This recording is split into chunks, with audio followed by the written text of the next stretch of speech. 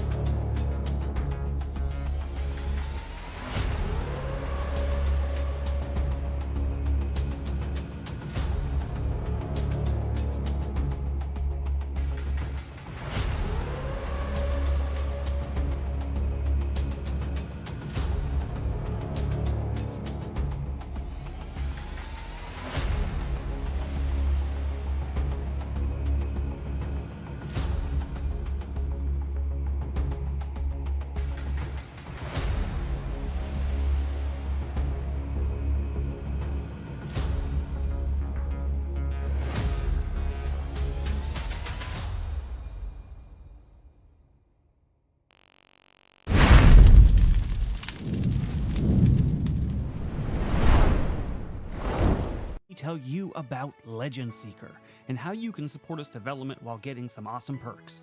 By subscribing to our Legendary tier on YouTube or becoming a paid member on our Discord or Patreon, you'll get early access to all Legend Seeker lore and mechanics. This means you'll be among the first to dive into the world of Legend Seeker and give direct feedback that will help shape the game. But that's not all. Supporters will also be the first to playtest the system and will get exclusive invites to private streams where we discuss the game in detail. Your input will play a huge role in making Legend Seeker the best that it can be. Now, for those of you who love watching our tabletop role-playing game shows, supporting Legend Seeker comes with some fun bonuses for the casts. Here's how it works. If you are a Copper or Common member on Discord or Patreon, you can give a $20 benefit to a player of your choice. Silver and Uncommon members can give 2 benefits to 2 players of your choice. If you go the YouTube route, you can give a $50 benefit to a player of your choice. And for the ultimate support, Gold and Mythic members on Discord and Patreon give a $20 benefit to 3 players of your choice. You can choose from all casts across Moonskull. Every bit of support goes directly towards making Legend Seeker a reality. It helps fund the art, writing, editing, and eventual publishing of the game. So, if you want to be a part of this journey and support our shows, join our Legendary tier on YouTube or become a member on Discord or Patreon. We couldn't do it without you, and we're excited to build Legend Seeker together. Thanks for watching, and I'll see you in the game.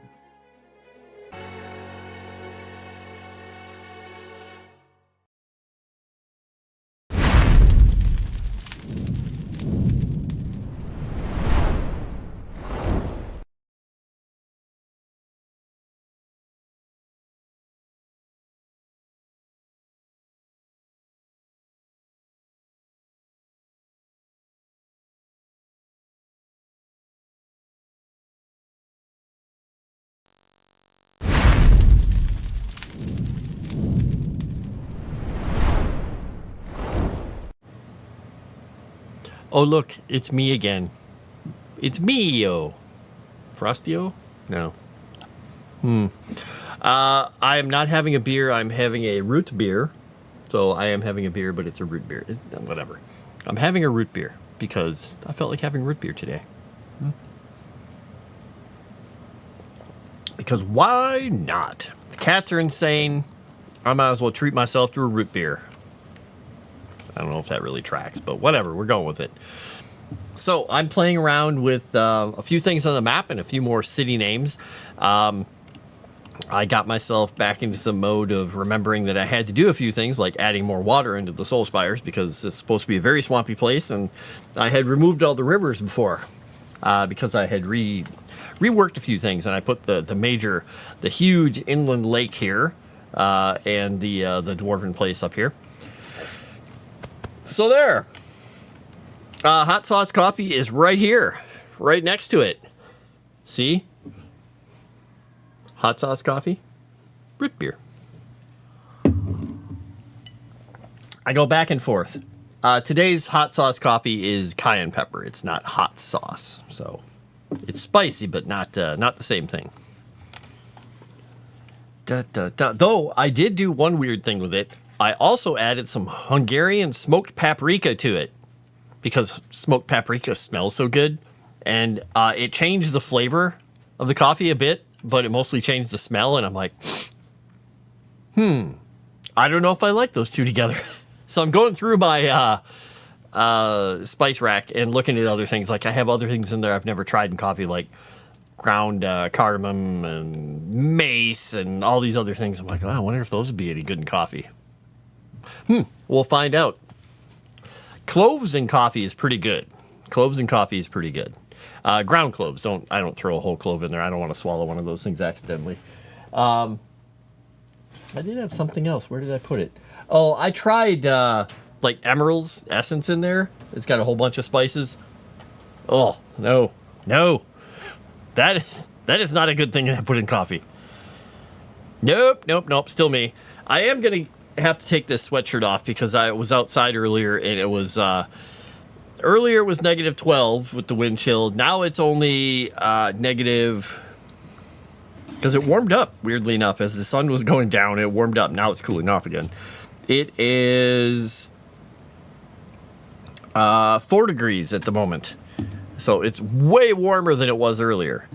But I put on my my big sweatshirt, which is this is technically my winter coat here, which is a hoodie. I must live in a cold place. It is a brand name Carhartt hoodie, so it's, you know, very thick, but still, that's mostly my winter coat. Sometimes I'll put a shell on the outside to keep it from, because it's not waterproof, keep the snow off. But yeah, anyway, so yeah, I'm working on this area over here. Plus, I'm working on the caustic strand. I'm working on the cities and some of the layout of bits and pieces there. But this got into my head that I really wanted to re-add this. And then I'm going to have to re-add the spur off the road, because we've got a road going up here and we got a road going up here. So these roads converge over in this area. I've just got to get it all fixelated.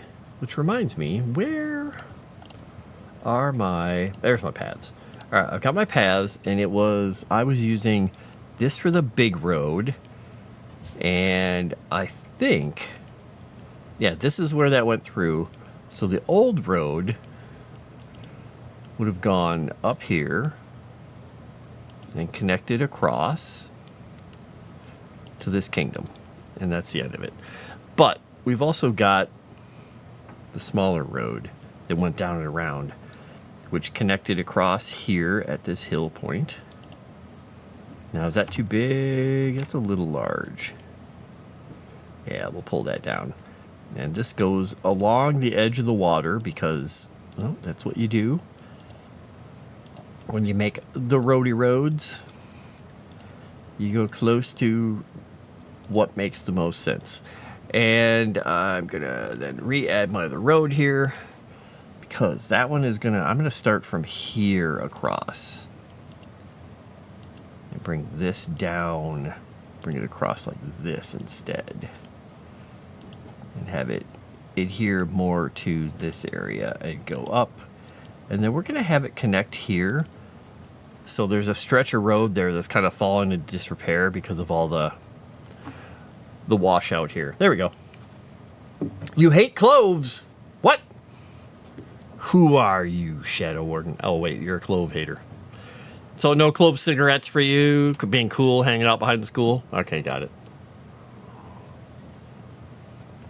Fine.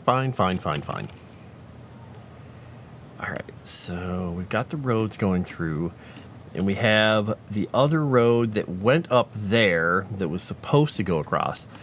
Now, the coastal road was the way these things used to connect to everything. There's no real road back through here. This has all been kind of fallen into ruin. And the elves don't have a whole lot of natural, what you call or unnatural roads. They have paths and whatnot, but everything they have is a little more natural. Hello, Fantastic Sarcastic. How are you doing? You will find absolutely nothing clippable, memeable, short-worthy here. Nope, everything here is completely normal and boring.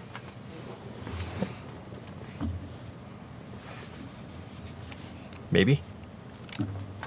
We hope. I hope. Chrysanth hopes. Chrysanth, who loves the idea of reading the Billionaire Bear stuff out loud. She leaned into his furry arms. Now, if there's a line like that in the books, I apologize for being able to pick that out and think of it, because that's horrifying. All right, so we've got these cities here. We got to start talking. Let's talk about cities, folks. How about we talk about cities? All right. I just talked about the Maidens, actually, technically they're pronounced. So in the Caustic Strand, there are bathhouses and Maidens. Most of these little villages have a Maiden in them, which is a house of healing. It's a small, basically kind of like a temple, kind of a house of healing that features like medicinal remedies and, you know, people who are clerics / doctors. But they follow the teachings of an oracle from a long time ago who... his methodology was not only praying to the gods, but also administering medicine. So doing both, healing both the soul and the mind or the body.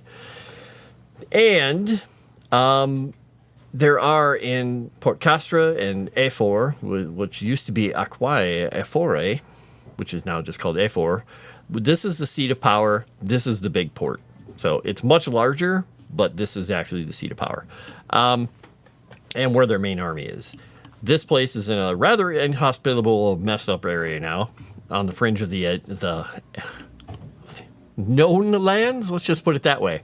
It's not exactly the best place to be. So it has a lot of their navy there, and it's a much more militarized place. But it has a whole bunch of really rich people who live there because they're merchant houses.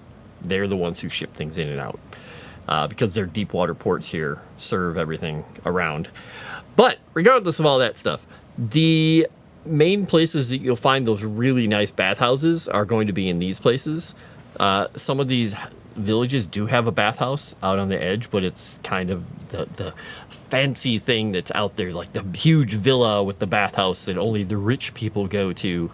So most of the people here never see the inside of those. They have their own kind of bathhouses for the common folk, which do the same thing. They just aren't as fancy. Legend Seeker's not in my contract. You're all safe. Nice.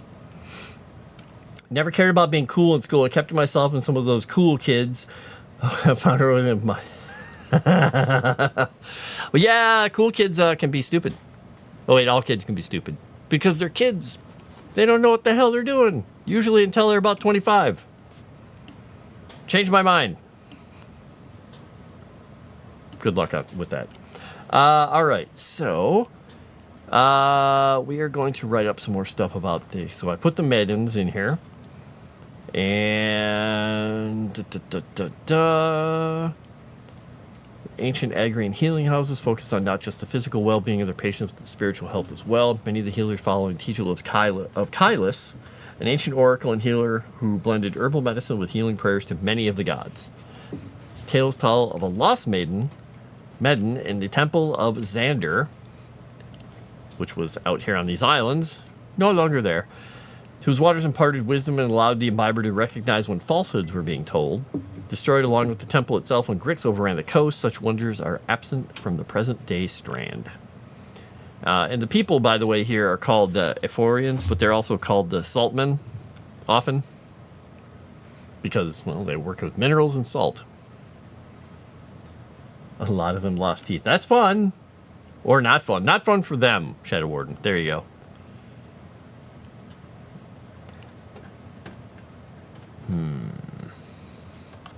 All right, we got the whistlings. We got that. Okay, let's go to Port Castra.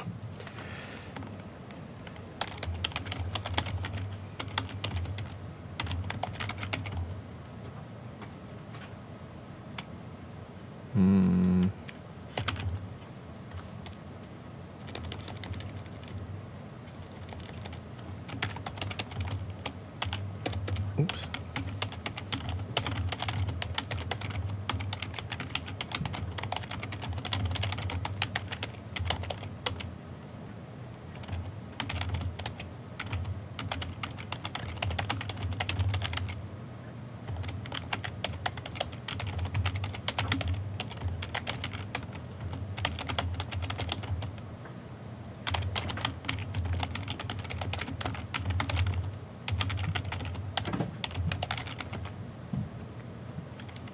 Okay, this is where most of the Ephorian merchant houses have their villas, warehouses, and bases of power.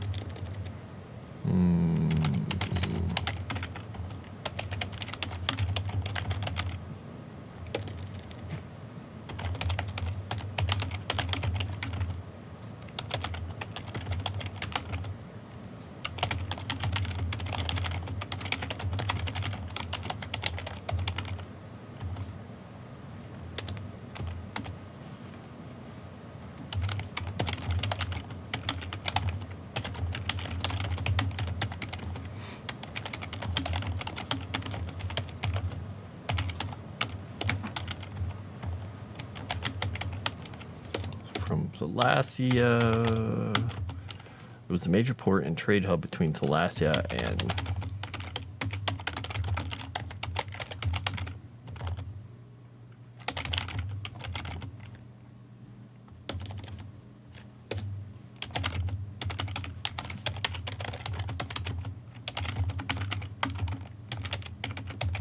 Oops.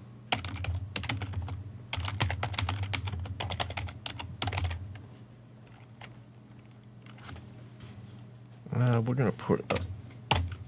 Yeah, we're going to do that. Too many S's in that word. We're going to put a semicolon there. Destruction of the Sea Queen's beloved kingdom.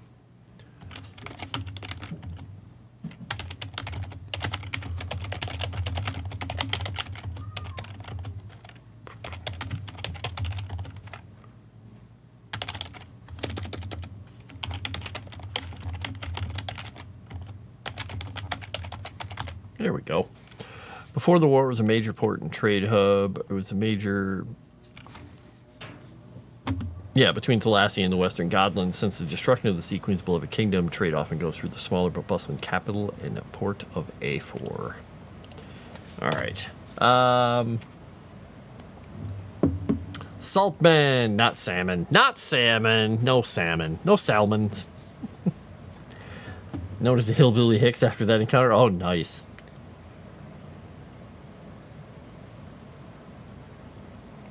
Salt man living in salt mines. They don't have exactly salt mines. It's more salt harvesting from not only the ocean, but also all the mineral pools created by all the volcanic activity that was stirred up after the God Killer War, and Grix having decimated their coastline, and indeed all the lands in between that and going up to the Whitewood and beyond.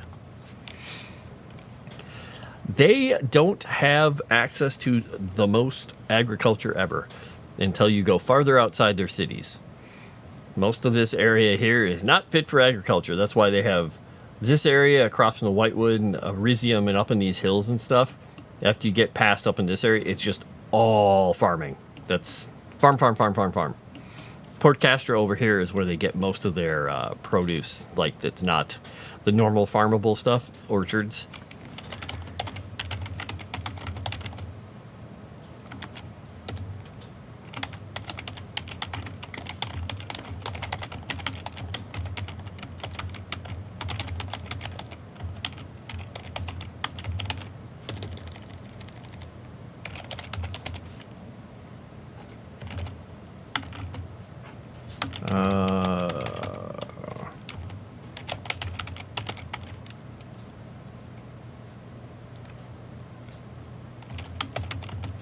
What would be another thing? Their fisheries. We'll go with their fisheries. Go with that. We're going to put that in a separate thought, though.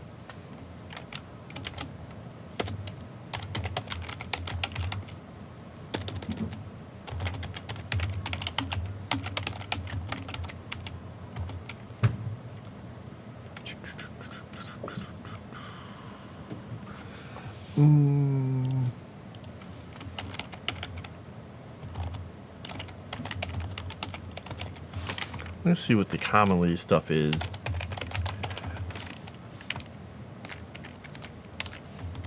I think they would have a lot of nuts as well.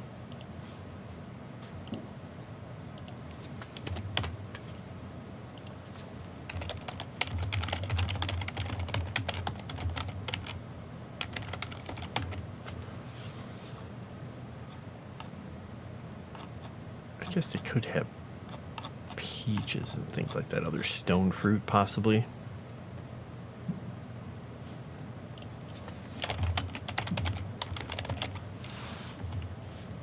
Yeah, the orchards of Port Castro are known far and wide. So down here in this area, since we're getting down closer and closer to nice temperate areas, this is where they have an abundance of all kinds of wondrous fruits and vegetables, because their land is, unlike the rest of the area, has not been destroyed.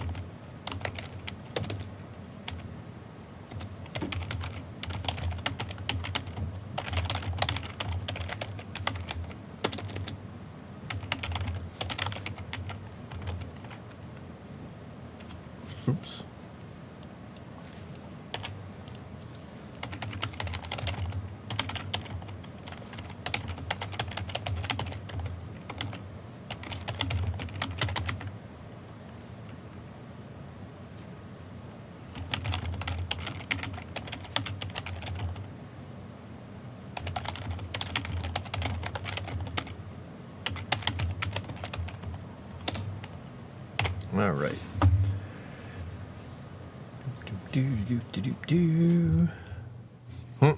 Soon, Chinese standard grade NVGs. Cash on hand, looking to buy locally. Oh, okay. Buy your own Christmas present. Do it.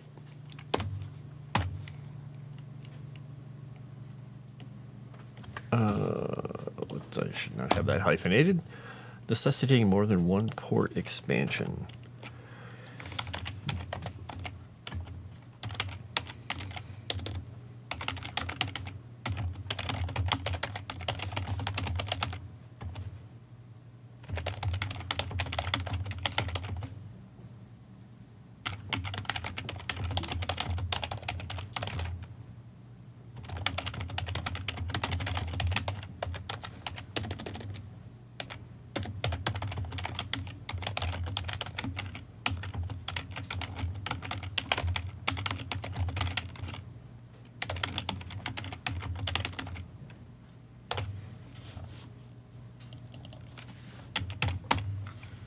All right, A4 oversees the majority of the mineral and salt exports of the entire kingdom. We'll say entire kingdom, yeah. Most of the major trading houses have their secondary headquarters here.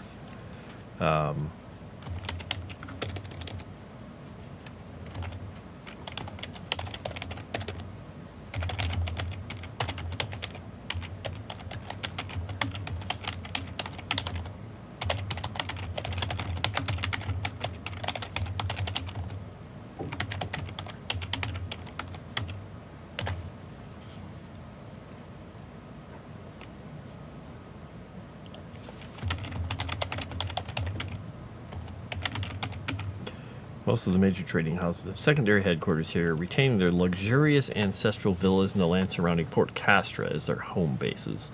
All right. Ruda, sometimes Frost goes so still I think the stream is frozen. I do stare and just like, I'm just like, kick. You can tell I don't, I guess that means I don't have ADD, ADHD, whatever it is, where I have to be moving all the time. I get in the groove, Ruda, the groove. Ooh, hey, we could do, we got to get you one of those 1970s hipster wigs and some of those little sunglasses and make a stream where you are groove Rude. No?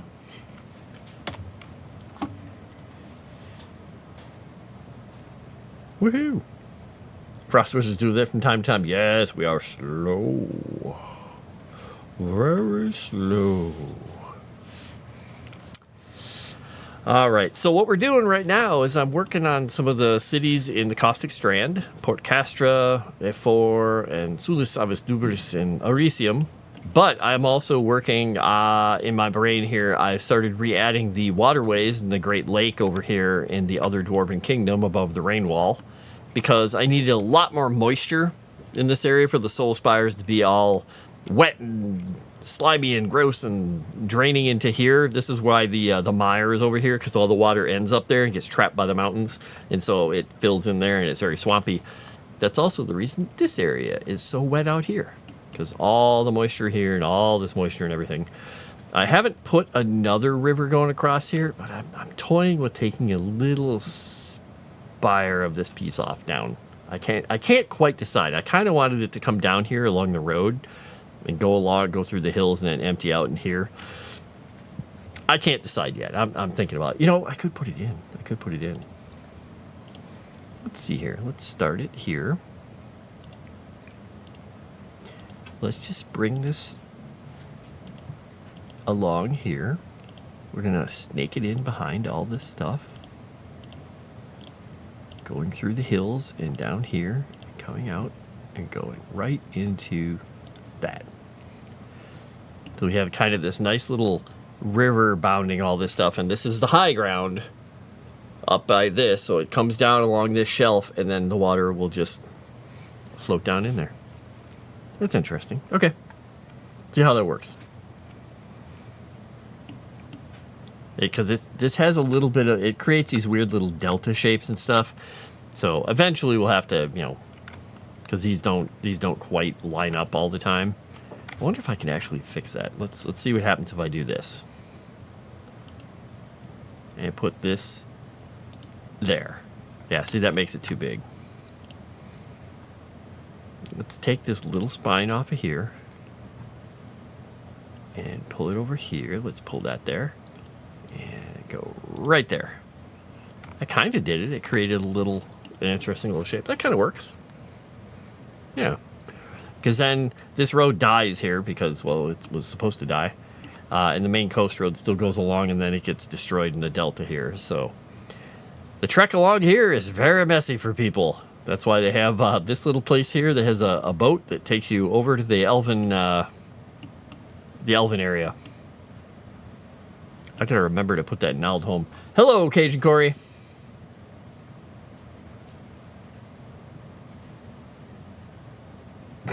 Wow, but JJ, that is a question. And Ruda, by the way, I'm not drinking an actual beer. It's a root beer. So if you see me drinking out of this bottle, it's not me being a lush.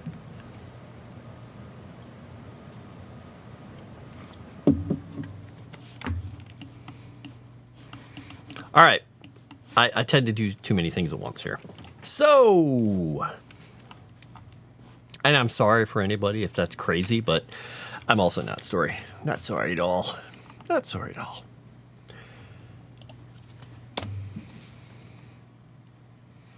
And Chrysant doesn't even respond when I talked about the billionaire bear's furry arms embracing his love earlier, so I think she must be busy making dinner. Or she shrank into herself and is just hiding and going to her happy place right now. Go to a happy place.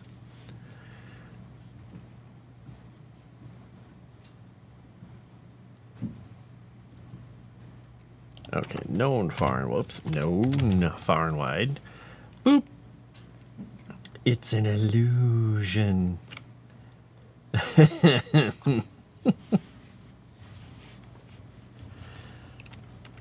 You just have to put on a couple of weird clown wigs once in a while, the JJ. That's how you do it. That's how you do it. Secondary headquarters, retaining him.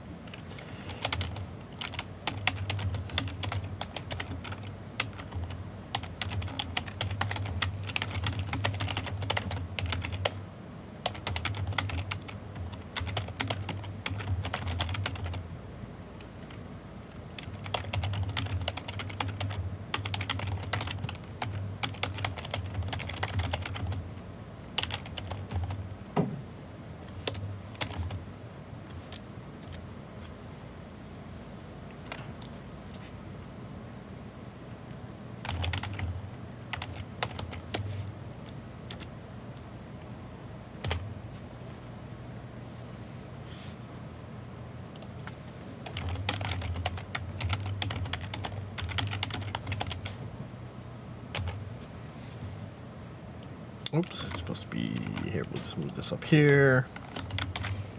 Some own privately or sight to behold, and visits to them bring a great deal of wealth into the city.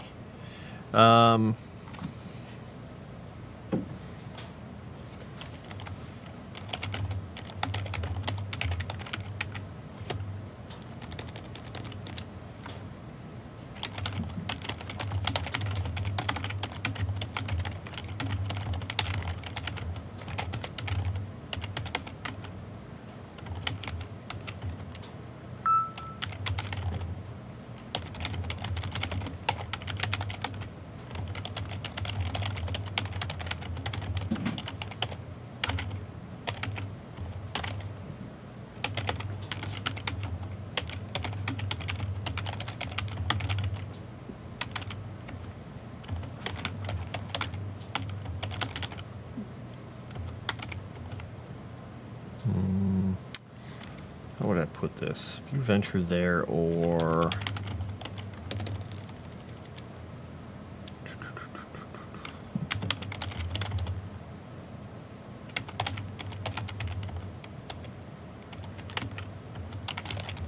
there we go.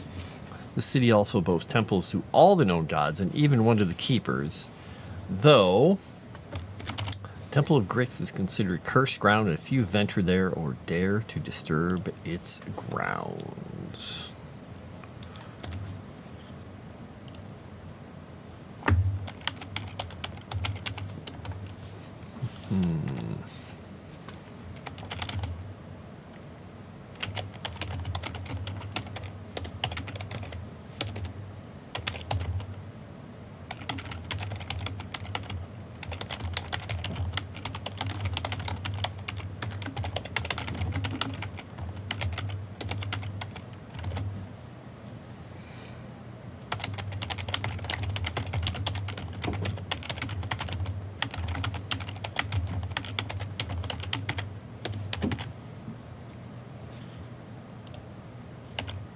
We'll say semi-permanent.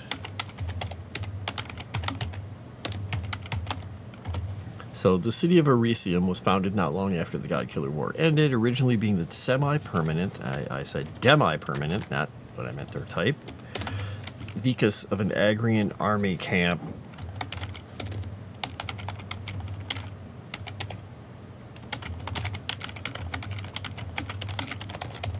where Ari's forces were stationed.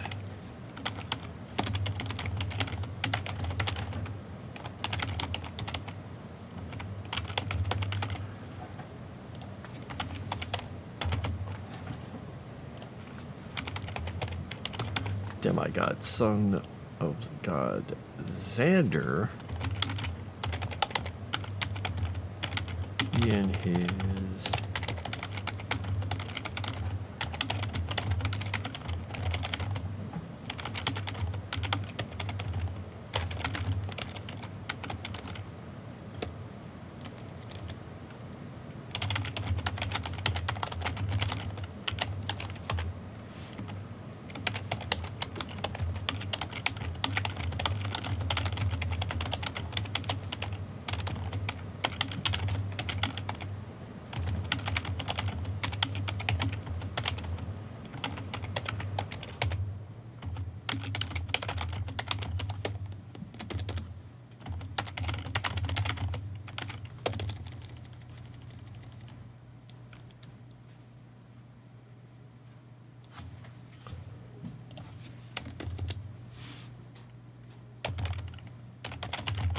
both to the barrow and to the temples. Located there. Boop. The great farms, of Elysium are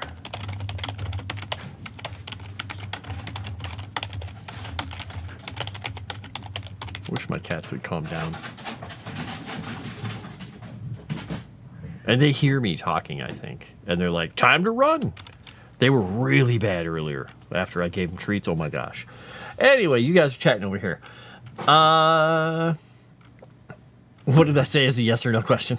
Nugget's happy place is entirely based on malice. Yeah, she's not being malicious to us. She must be hiding. She's just having malicious thoughts. Need to buy more alcohol-free beer. More expensive is stuff with alcohol if you want good taste. Ugh. Making a pasta bake for dinner tonight. Ooh, that sounds really good. I am having leftover pizza tonight myself. I got really late night. I was like, I want pizza. And I looked and I didn't have a pizza in the freezer. I didn't have any of the mixings or fixing to make an actual pizza because I could have made the dough and let it rise and do all that. But this was like at midnight. I'm like, I have almost no toppings. I could have made a cheese pizza. That was about it. Or a pulled chicken pizza or something like that. But so I ordered a pizza from Pizza Hut. I'm like, I haven't had Pizza Hut in a long time. I'll get it. And I also ordered a thing of pasta with it just to try it. The pasta was fine. It tasted like pasta, penne pasta with some stuff on it. And the pizza I got with Calabrian chili sauce and mushrooms and pepperoni and stuff. It was really good, hot. And I had a piece at lunch today, cold. It was really good cold. I'm like, okay. Only problem I have with Pizza Hut pizza is the sauce is too sweet. So I'll live with it. It wasn't too expensive, and it's nice to not have to cook occasionally. Kilogram of fries. All for Barney, are you having those with curry ketchup?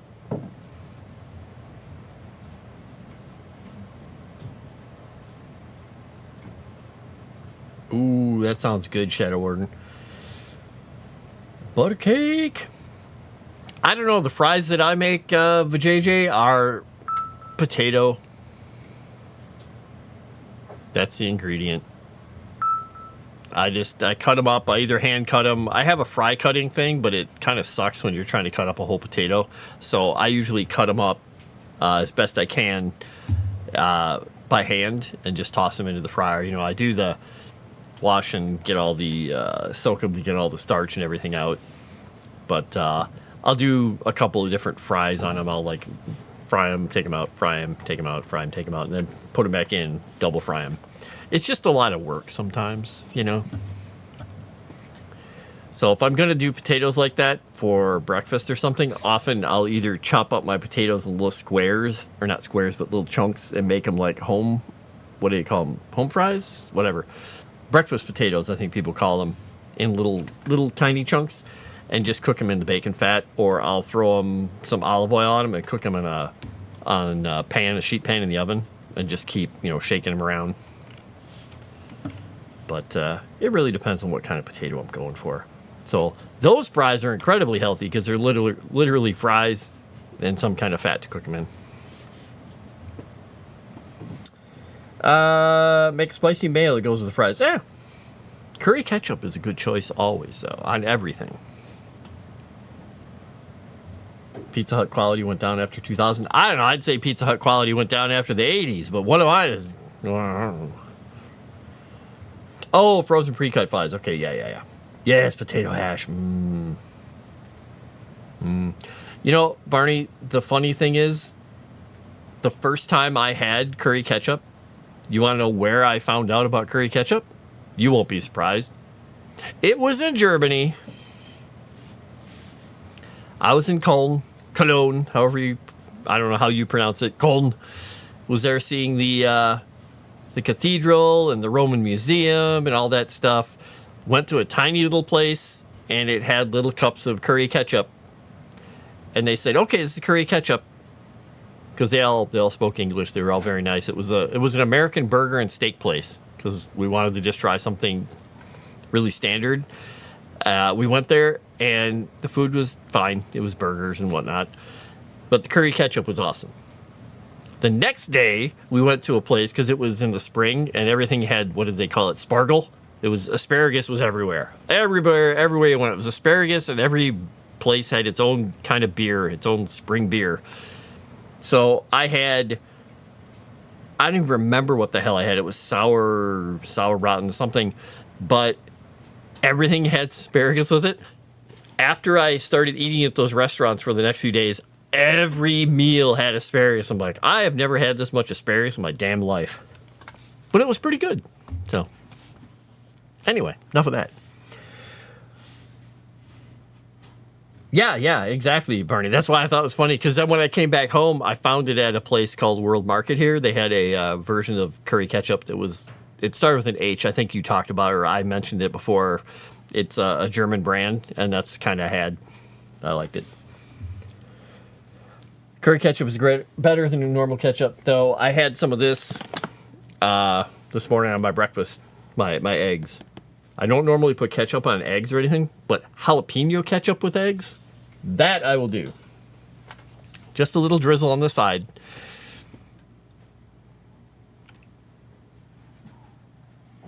Sparkle, exactly, yep. Oh yeah, when I went to Germany, I knew like almost no words. My family was very German, so I knew some words and how to say a few things. This was back in the year 2000, I think. 2000, 2001? I don't remember. It was right around, it was before 9/11, I think. I think it was before 9/11. And I went there, and I went in and tried to speak a little bit of German. I said things, and I was staying at the Swiss Hotel in Dusseldorf, which was like, at that point, it was like a 4-star hotel. So it was pretty nice.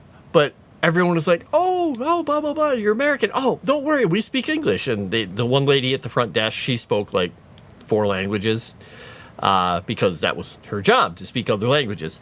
And I went there expecting that, I was like, okay, I'm going to learn some German and stuff. And the first cab that I got in to go anywhere, I told the guy, I don't really speak, sprechen Sie English? And he's like, oh, yes, I speak English very well. I was like, oh, okay, never mind. I was like, I was going to try my German. He's like, you can try. And he tried to help me. He's like, it's very nice having someone come over here and try to speak our language rather than just assuming. I said, well, nope. I said if I worked here, I would want to learn the language, but I don't work here. So I had a good time there. I had a good time. People were very nice in Dusseldorf. And in Neuss. Technically, I think the place I stayed was in Neuss. Or was it Dusseldorf? It was one of the two. I don't remember. Anyway. Yes, you can definitely tell when you've had a lot of asparagus. That is true. What did you say? You wouldn't know the 80s? Yeah. You wouldn't know Pizza Hut quality in the 80s. Well, I would. Back then, it was like, oh my gosh, we are going to Pizza Hut. We are in the money. This is the coolest place ever. Being loud, not caring about the culture. Yeah, there's a lot of rude people. Oh my gosh.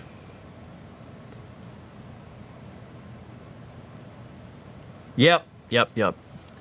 There were a lot of very pleasant people there. The people that sucked the most were, weirdly enough, there were a lot of like Eastern European tourists when I was there, seeing the museums and everything, and a lot of them were speaking Russian. Yeah, because I had a friend who I met up with over there, and she spoke Russian. She's like, wow, there are a lot of Russians here. They were obnoxious. Oh my gosh. They were just push in front of anybody, anywhere they were at. We're like, all right.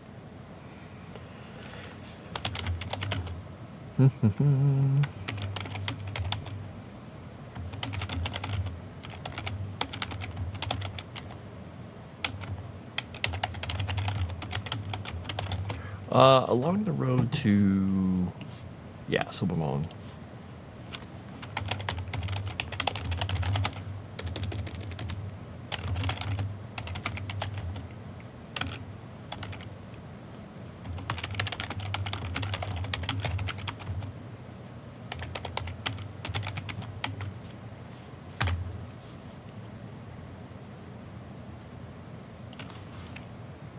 And the road,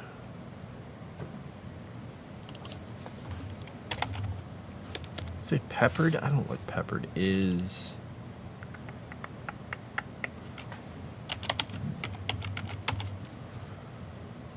Oh, I don't need to put the in there twice.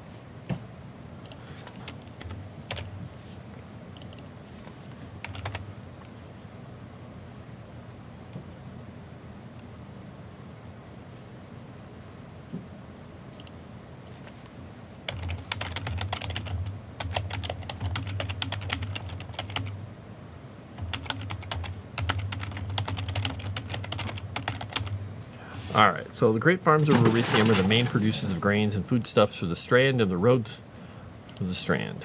We'll just go. We're gonna make this new sentence. The road to Silbermond in the north is guarded by manned mile forts, standing vigil against the darkness of the Whitewood. Yeah, because the Whitewood it's not a good place. It's very dark. Sulis. All right, now I've got to look up something really quickly here. Because I had this written down, but I can't find it.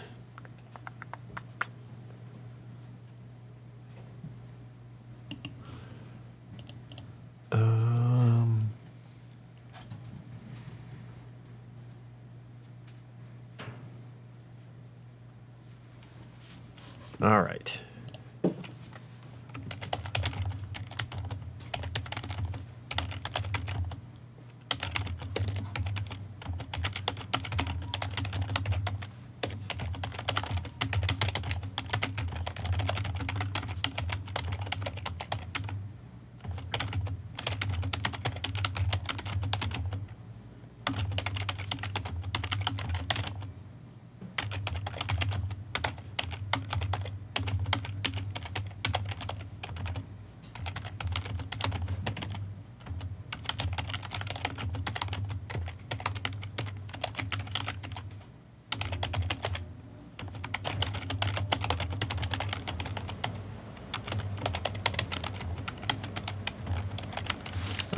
Wait, so it's the end of the God Killer War. Whoop. All right, let's see what I wrote here. Sulis is home to more baths and meddens than any other small town in the Strand. Sulis, let's say, it is the epicenter of a great deal of ambient volcanic, activity. None of it dangerous and life-threatening. We'll just say, because I'm answering this in the next sentence here.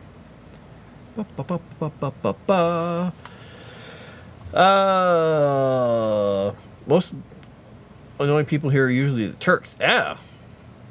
I did have a French guy at my college. He said most French actually like Americans well enough, except Parisians. Also, they're assholes in general. Yeah, I have a friend who went on one of the Band of Brothers tours, and he said when you went through all the northern villages, people were like, oh my God, Americans, everybody get out there and celebrate. We're going to go visit the Americans. They love the tourism. They love the people. They loved them. They showed them all the things that they had in their houses. And as you went down into the cities and stuff, all the people were just like, Americans, we didn't need your help. The people who were actually more affected along the coast, who actually got freed by him first, were like, whew.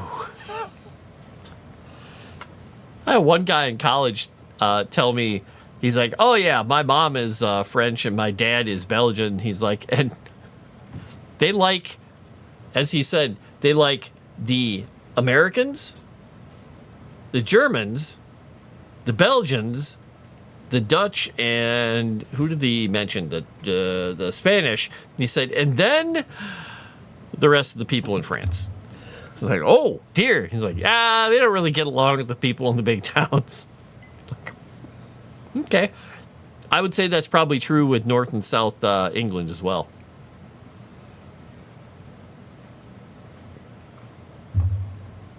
Went to Bordeaux last year. It was nice and people seemed friendly enough. Bit different from Texas friendly, same with Barcelona.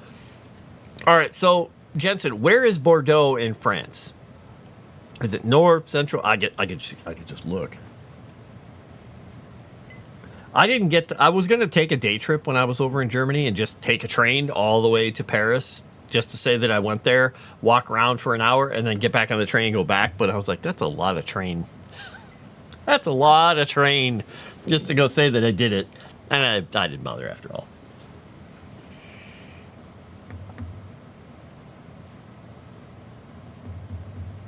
Heard a waiter talking shit about the American who went ghost when I started speaking. Oh, there you go. You have some French family ties. I have a lot of French family ties on my mom's side, but I never really knew anybody from that part of that extended family who were all French, because my mom's dad's side was like all German, and then my dad's side was all Cherokee and Scottish. So didn't really have a chance to really meet a lot of the people other than the people on my mom's dad's side, because they were the ones right in our face.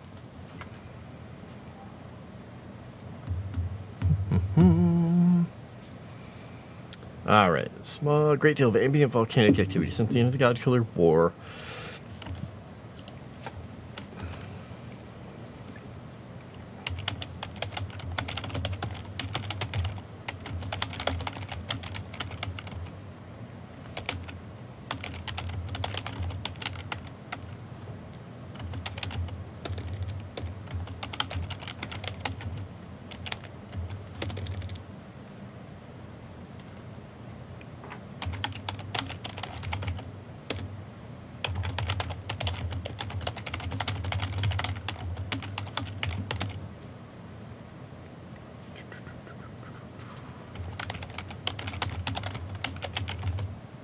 Do you call it treatments? When you go to a bathhouse or something, you call it treatments? Would you call it not a hospitality, like a amenity? We'll call it amenities. Since the end of the God Killer War, the baths and hot springs have remained usable with few dangerous variation, making it one of the most stable sources for such amenities. We'll say that. We'll say that.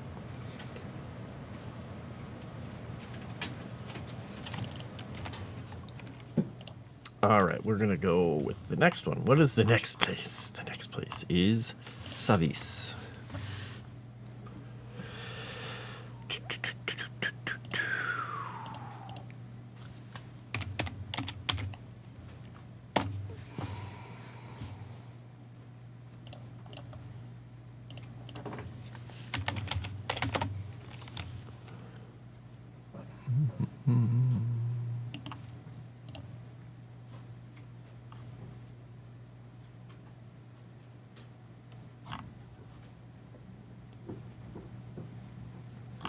form does not exist. Eau declension. It's a river, but there's... Okay.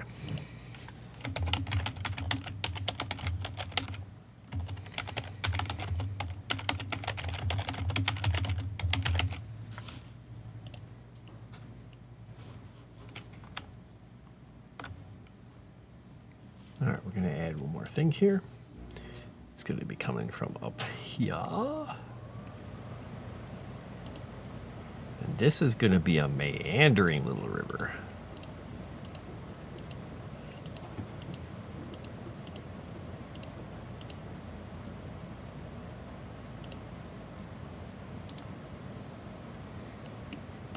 Okay, good. Oops, I've named. Day trip. It is in the southwest corner. Oh, okay. Yeah, service amenity. Yeah, let me look back here. Let's see. Service amenity. Where is it? Making one of the most stable sources for such. Let me check one thing here quickly.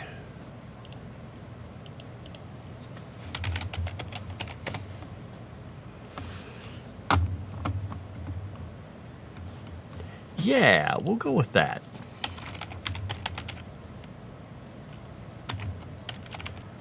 Because differentiating is good. Putting services and amenities means services are, most of the time, services are more like utilitarian things that are fine to have. Amenities are more like a luxury. Like, oh, that's a very nice. So they're doing both. They're giving services and amenities. You get clean, but you can also get the benefits of the hot springs. Major wine making part of France. Ah, right, because of the word Bordeaux. Bordeaux. Okay, since we're talking about France and cheese and stuff, do you guys like brie? Do you like brie cheese? Because I like brie cheese. I never know if I'm supposed to eat the outer rind part, but I usually cut it off. If we bake a brie and pop it open, it melts all the stuff apart. But I like it, but I don't like really stinky, smelly cheeses or really moldy cheeses. They smell and taste rotten, and I don't like that very much. So I've had Limburger. Bleh. I've had, my God, what is the runny one? Stilton? Blue Stilton? No, is that right? I don't remember what it is. There's a runny kind of cheese that we had when I was in Scotland that was from somewhere in England. They're like, oh, this is this fine cheese, and it was on a cheese tray. I was like, well, it's kind of, it's pungent, it's runny. I was like, oh, ah. To me, it tasted like, kind of like moldy glue. I didn't enjoy that. I was on the phone so late. That's fine. Never been to a bathhouse, only watched Spirited Away, so you get turned into pig creatures. Yeah! No, you don't get turned into pig creatures. You get bathed and oiled up and scraped off and bathed some more and hot pools and hot springs, and you go into the healing waters and then you get kicked out. I think that's how they work. Blue cheese is not bad in moderation. I'll eat it on something or crumbled or like melted on top of a good burger. Like a blackened burger with like some really spicy spices with some blue cheese on top is very nice. Brie Larson? Sure. Brie cheese? No. You feline name of JJ, I bet you like her feet too. It's an acquired taste. I hate stinky cheese. Brie. What about the maggot cheese from either France or Italy? Can't remember. Maggot cheese? Ooh, I like Gorgonzola. Gorgonzola is a really good cheese. I love Asiago too, but Gorgonzola is a pretty good cheese. I can't eat it just by itself in more than just a few bites. I'm like, okay, that's good. I had enough of it. Yeah, you get turned into pigs there because you ate food without paying. That's what it is. Don't be pigs.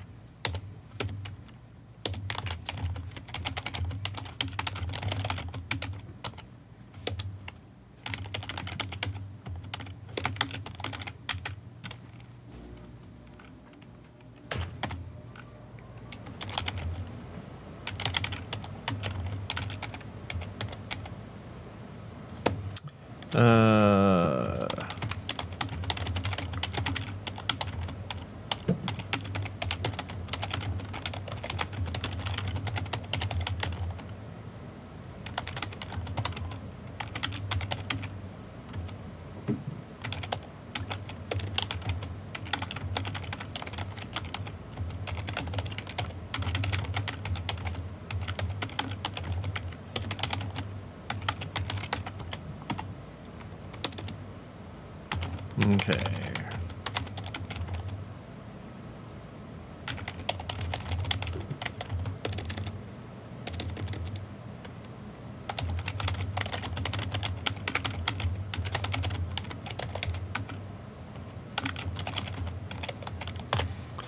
All right. So, Savis is named after the river bearing the same name. This village tends to produce a great deal of shellfish for export as well as great amounts of freshwater pearls in the isolated harbor that formed there after the coastal devastation.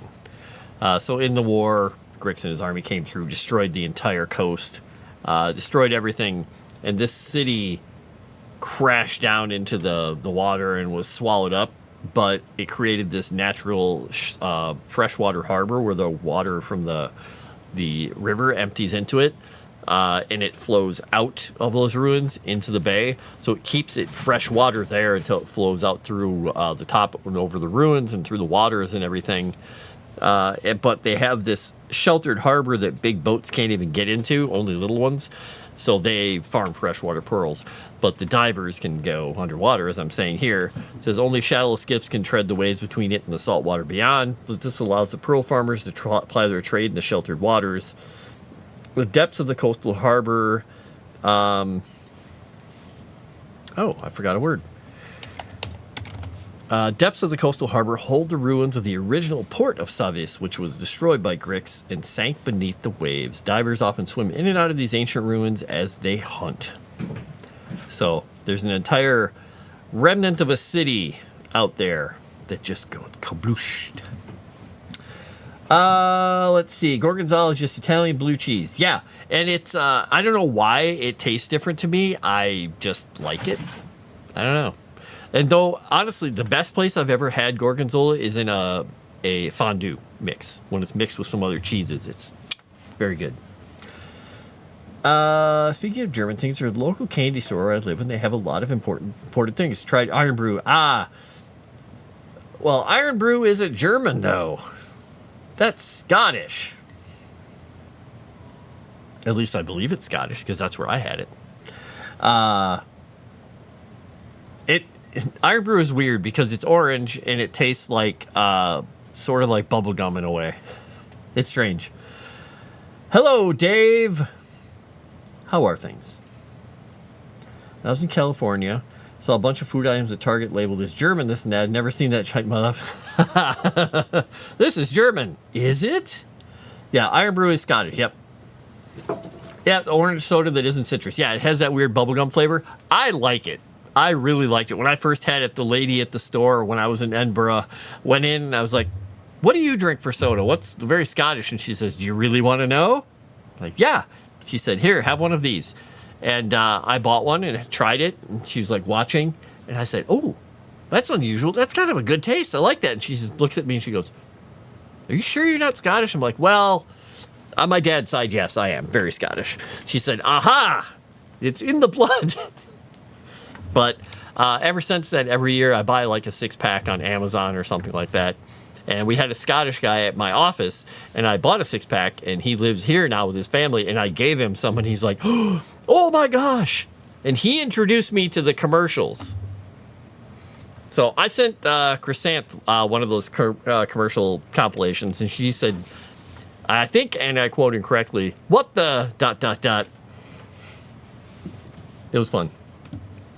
Everyone loves a good Mort story? No! Like 1 or 2 actually American things, the West is weird junk. Yep. Yep. Yeah, Dave, you should go. You would probably appreciate it. Go look up Iron Brew, IRN-BRU commercial compilation. They should have some of the best Iron Brew. It should. Oh, you do love the commercials. All right. You've seen them then. There's some weird stuff. I just love the fact that they say that Iron Brew can help you get through anything.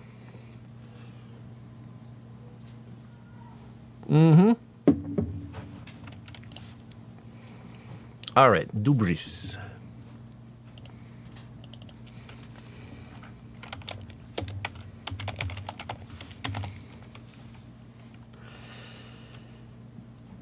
All right, so this is... All right, this was Dubrai, yep. Present-day Dover, Kent. Yep. Now, here was the thing.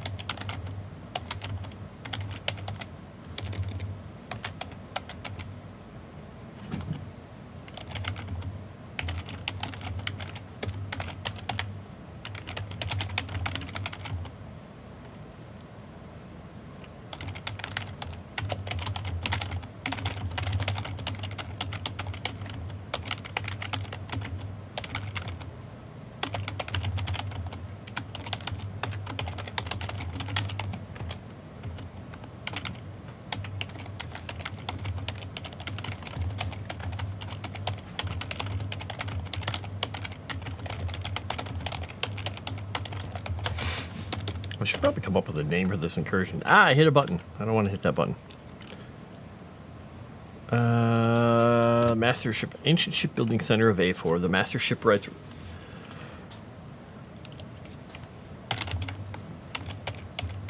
Of Dubris were responsible for some of the greatest vessels used during the God-Killer War, destroyed utterly by Grix and his forces in their incursion.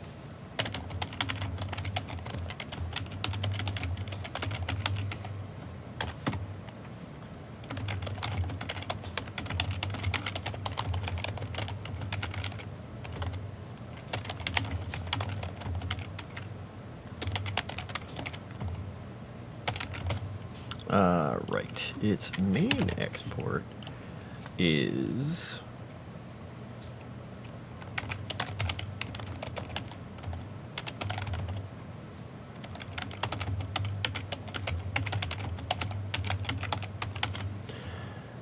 is stone fruit from its extensive orchards.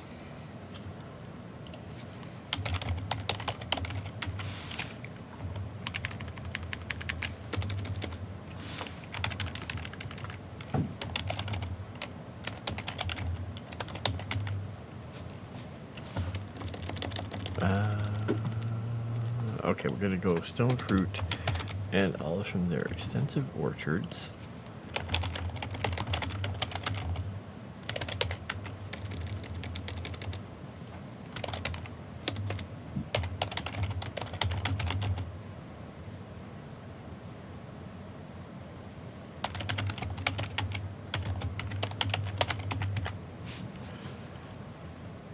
We'll say it's instead of it is.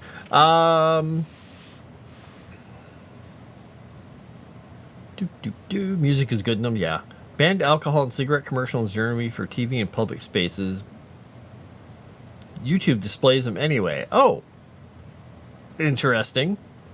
Yeah, they banned pretty much all that stuff in the U.S. too. Yeah, they do occasionally have an alcohol commercial here and there, but yeah. I mean, when I was young, the people used to be able to smoke on airplanes. I don't know.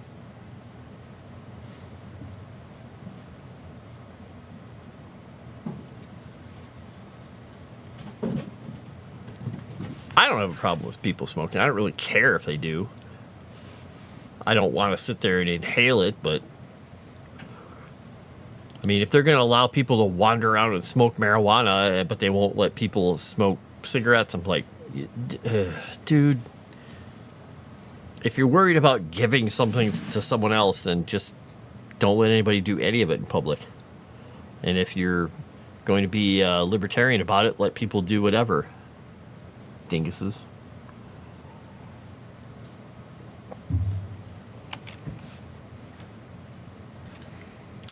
Trying to think if I want to add one more thing to Dubris. Yeah, I think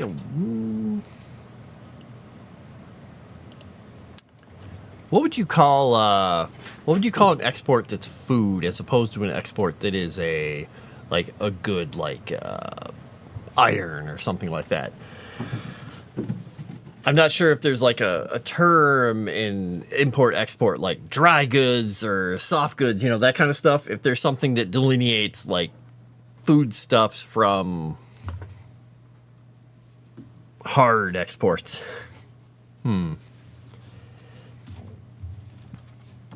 Agricultural, maybe?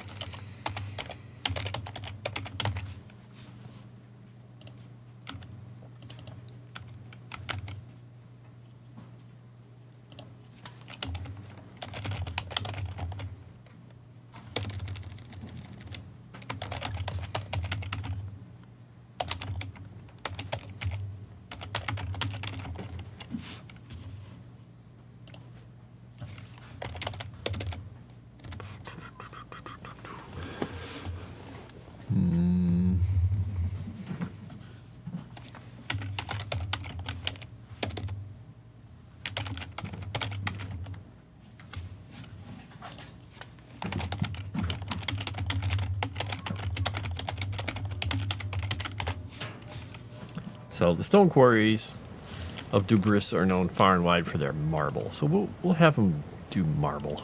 Marble from up in those mountains. Perishables, foodstuff. Yep, okay. Fire hazard.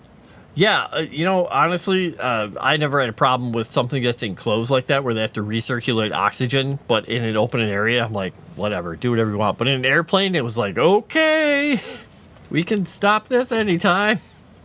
The same thing was true on public buses and buses that you could pay to go somewhere.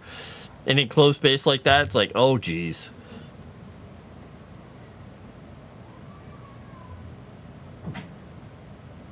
No, Vijay, I'm sorry, that sucks. Tough on phone. Provisions. Yeah. There are so many words here. So many words. Yep, so food, salted fish, olive fortified. Wow, I wrote a whole lot of crap here in the last bit. All right, that's good. We're getting even farther. We're having even more pages. All right, we've got Elysium, we got A4, we got Sulis, Silvis, Dubris, Portacastra. I haven't added the city that's down here right now. That's good. I've not named this city that is on the border here, that is the edge of Usia. Their border is a little tenuous anyway right now. And we've got our big lake and all of our rivers and things added here. This is good.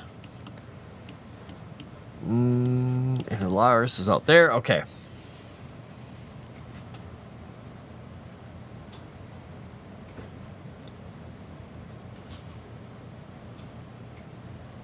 Yeah, my mom and my stepfather were both smokers, and they were just, one of my jobs was cleaning the ashtrays when I was a kid. Yeah. tasks as a kid in the 70s and 80s was they were very different from household tasks nowadays. Go vacuum, go clean the ashtrays. Okay, great. Just what I wanted to be doing. But hey, by the time I was like 7 or 6 or probably about 7, I knew the proper amount of brandy or rum to put in a Pepsi and rum or a brandy and Coke or whatever, because my stepfather would want that for his drink, and my mom would have usually something with her 7-Up. I can't remember what we put in her 7-Up, but they would have a can of Pepsi or a can of 7-Up, and we could have a drink to take, this much out of it, and then we would pour the correct amount of alcohol in and give it back to them.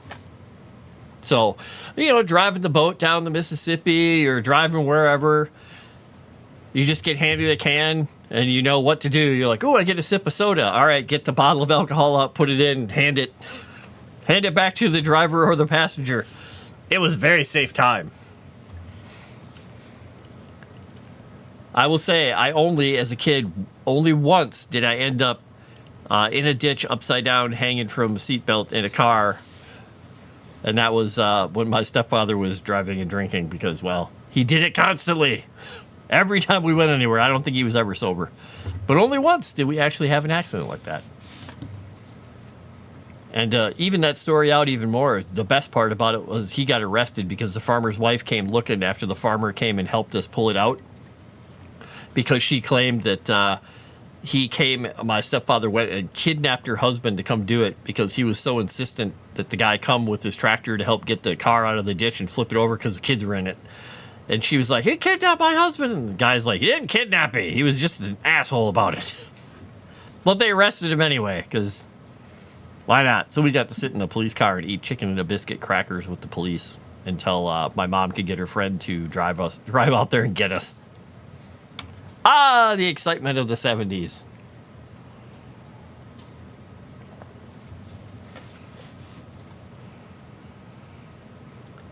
Only drink blood with alcohol. Yep. Yeah, I don't smoke. I don't do anything. I'll have alcohol occasionally. Like, this is a root beer. This is pretty close. No, I'll drink out of my flask, or I'll drink on a stream if somebody is like, hey, everybody take a sip. And that's about the extent of my drinking. I don't get drunk. I don't do drugs or anything. I don't see any need for it. I'm a very pleasant individual no matter what I'm doing. So there. I get a message here. What did I get? What? Anyone know? Sorry, I almost said something work-related out loud. Having to build this. There is a way to do it. I should refer him to another person, but I'm not at work right now. Okay. You know what I love is explaining how to do something to a person who is supposedly the expert that's supposed to be telling everybody how to do it. And then they explain it incorrectly because the one-sentence explanation I gave to them was too concise, and they try to write it up as a multi-paragraph thing explaining how much they know about things, and they get almost every detail wrong. Like, I was nice about it. I sent them a message back and said, the salient point here is these are cool colors and these are warm colors. They're color-coded for a reason in the editor. These mean one thing, these mean another. You might want to update your post and let everybody know. And they did, and people were like, oh, this was really smart. Oh, good job to that person. It's like, whatever. As long as the question got answered, I don't care. I just hate people taking information and being so wrong about it. I'm like, no, just do the thing. I don't care if you use my sentence. Use my sentence. It was a good sentence. I wrote it very specifically. There we go. Anyway, bartender at 6. Yeah, I don't think it was Crown. I don't know what it was. It was something like, wait, is Seagram's?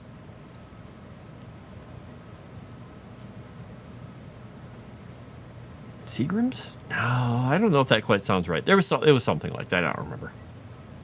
Nice family trip, yeah. Chicken and a biscuit crackers. Oh, yeah, they have actual chicken. And we had those when I was a kid It was like, these are the best thing ever. And they're so over flavored. To me now, taking them and tasting, I was like, whoa, that's got a lot of flavor in it. Hot sauce is my drug of choice. You are not wrong. Drank enough for all of us together, don't worry. Yay! Honestly, in college, I was the cleanup drinker to keep everybody sober because I was the person who didn't really drink and I didn't get drunk. So people would get a Long Island iced tea and then they'd be like, yeah, you don't know, blah, blah, blah. And everybody would just look at me and go, hey, drink it. And I'd grab the quart jar and just like,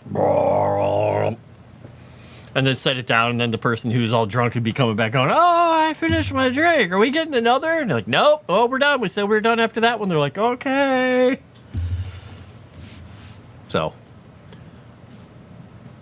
I only ever got sick off of alcohol once. And that was because it was a cleanup night for me. I cleaned up and then got very sick. Never got drunk. I just got very sick and very hot. And I apologized profusely. I was like, I'm sorry I got sick. I felt really bad about that. And they're like, no. You helped clean up all the other stuff for everybody else. You stopped everybody else from doing stupid things. So that's the least we can do. They cleaned it all up for me. It was nice. And it was in their bedroom too. So they're so nice. It also helped that I generally ate a lot of food before they went out to go drinking. Though I did get back at them sometimes. I actually not videotape, but use an old, like a tape player, one of those flat tape players. It has a little click, the thing pops up, and you push the buttons on the front. I used one of those to record them one night, trying to tell their drunken stories. They still have that tape somewhere. I think that was from I want to say 1990. They still have that tape, and they're like, yeah, we still have that tape of us randomly trying to explain to you what we were doing and starting our story over like 14 times trying to get the details right. Like, oh yeah, I remember it. Seagram 7 and 7 Up, cheap whiskey, more whiskey. Yeah, I think that might have been what it was.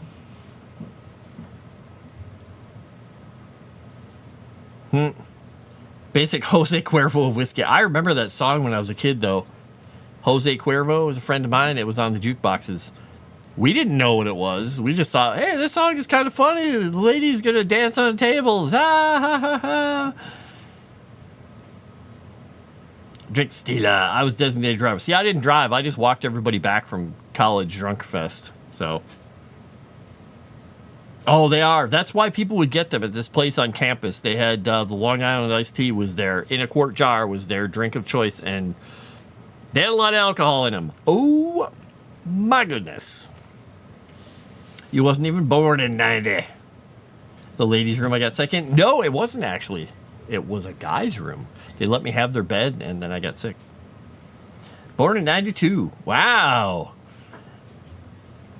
My youngest brother, let's put this in perspective. My youngest brother, my baby brother, was born in 1980.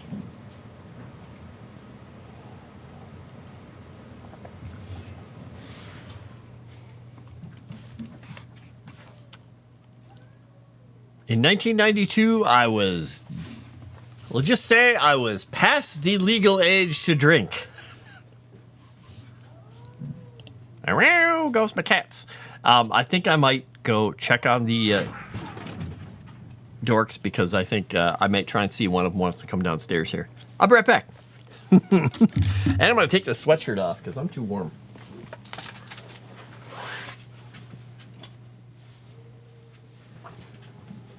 All right, yeah, grumpy cats.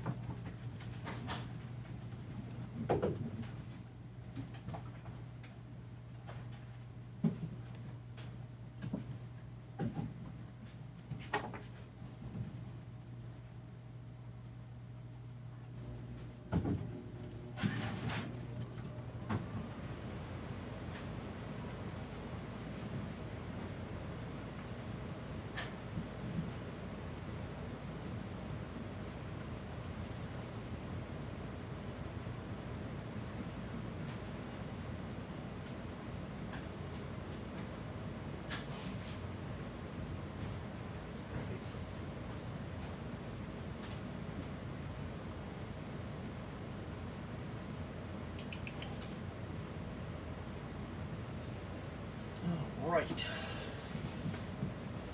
Well, I don't think she hopped up on my chair, so you haven't seen her on stream, but Calvino's mom is joining us down here. Boston Blackie, the house detective. You gonna come up on my lap, or are you gonna run around and look at everything? She hasn't been down here in a couple days, so she has to check everything out.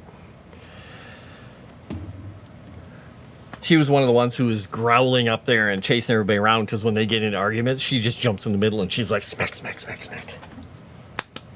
Hey, you.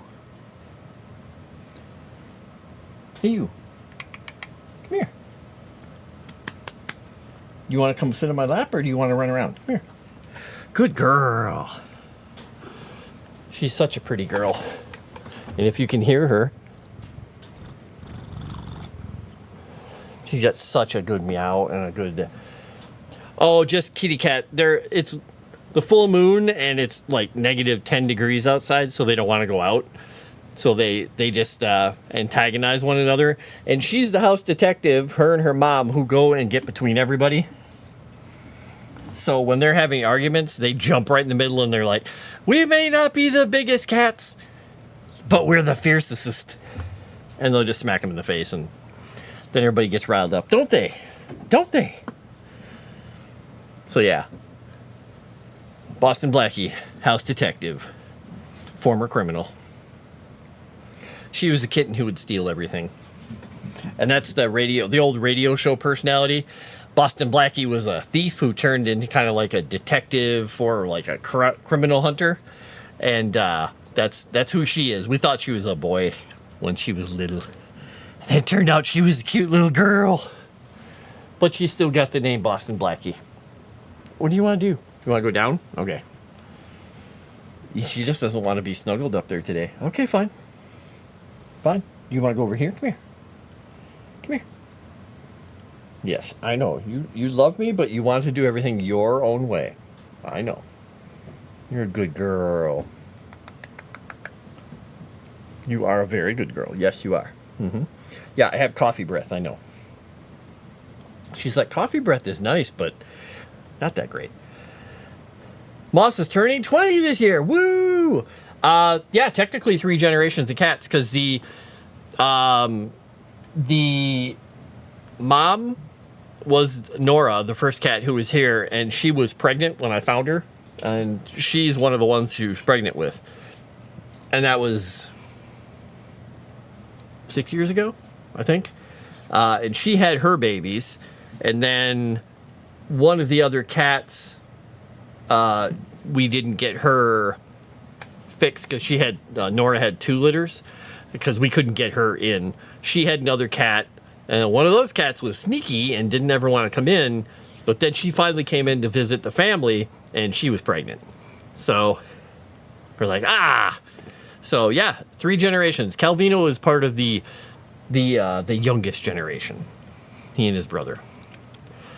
Kibble and Wolfie and Boston Blackie and one of the other cats that is over at my friend's house now. Her cat is one of the 2nd generation cats.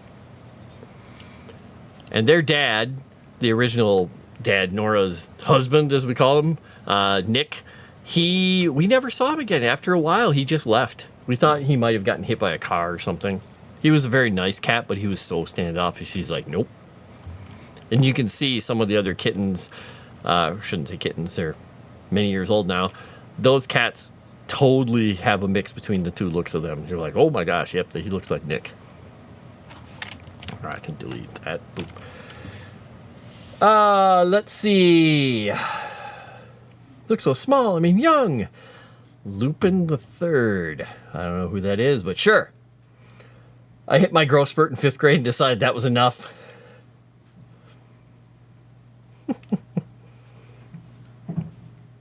Woo! Dave, I thought you were tall.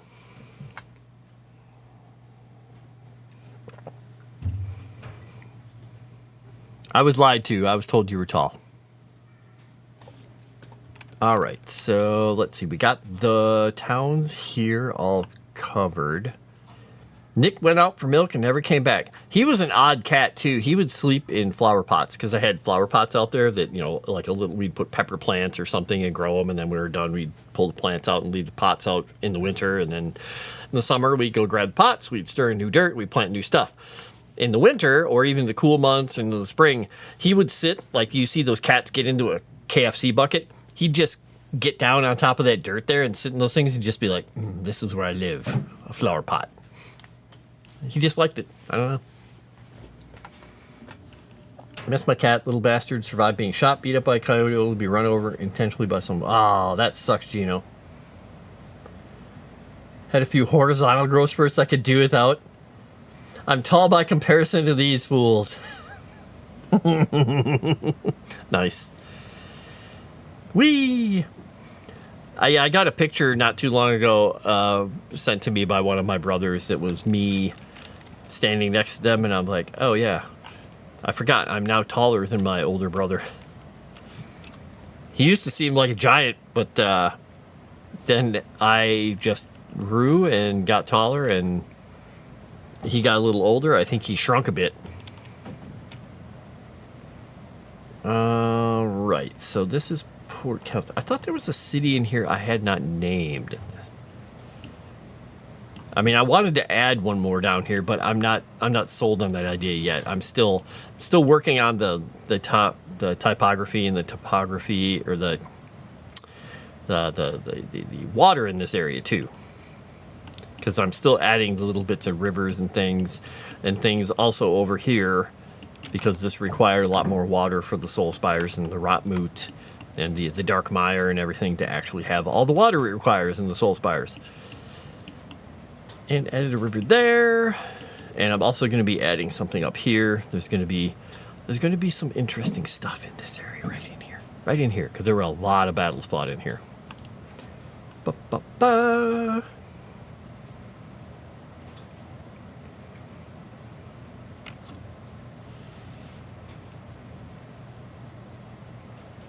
I'm only 6 feet.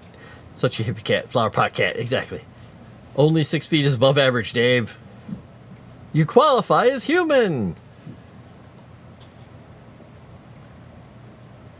I like in Oleg 5'8". In Oleg 5'8". I don't know. It seemed like a code, Jensen. I wasn't sure. I'm only.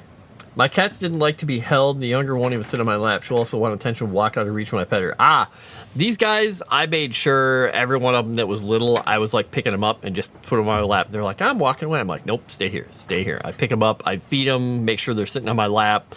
I would make sure that they're sitting next to me. If they're like falling asleep somewhere, I grab them and put them near me. So they started to get used to being like, ooh, it's kind of fun, you know, laying against this guy. So I have pictures of me laying on the couch where Wolfie and Boston Blackie are, what are you doing? Digging in a bag. Are laying like between my legs as I'm laying on the couch, like flooped against my legs, and like Calvino or Charlie or somebody's under my arms. It's just like I've got cats all over me, and they're just like, and that's where they like to sleep. That's why Calvino likes to snuggle so much, I think.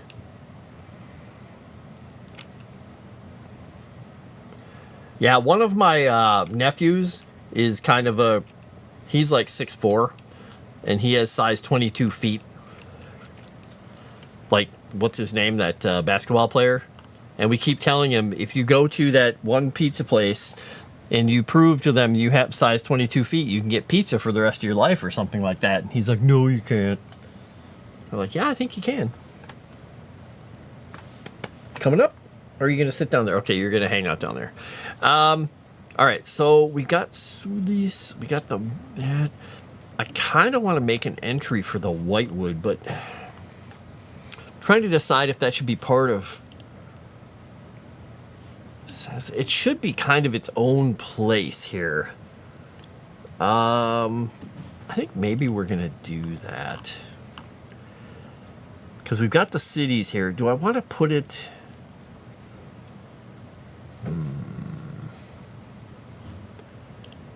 I think we will consider it under the head of the extra places. We've got notable places here. So I think we'll look down here. Got Ashvara. And that was that. And Farhome. I thought we had... do we not have... Where did I put it here? Lost Acadia, Concordia. Ah, okay. This is what I need to do. Forgot. We got to put Lost Valara in here too, because I don't think we have an entry for it either. So we'll do that. Mordecai's Throne. Yep. We'll put Lost Valara. And we don't have the city name. Or wait, yeah, we do have the city name. Or do we? Did we have the city? I'm going to have to look that up. I don't remember the city name for this place. How's it going, by the way, Moss? Are you having a fun day? Did you have a good day at work? When you can prove that you have tall relatives, you can be sure that you're at least half human. She was here, but I think she probably got attacked by garden gnomes or something. I don't know.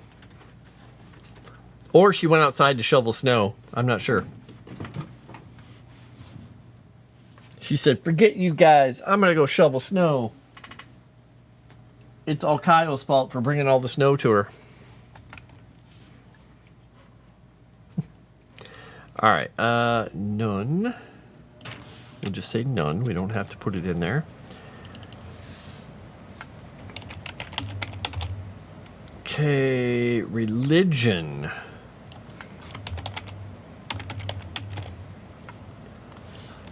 We'll say it was Mordecai and Oren.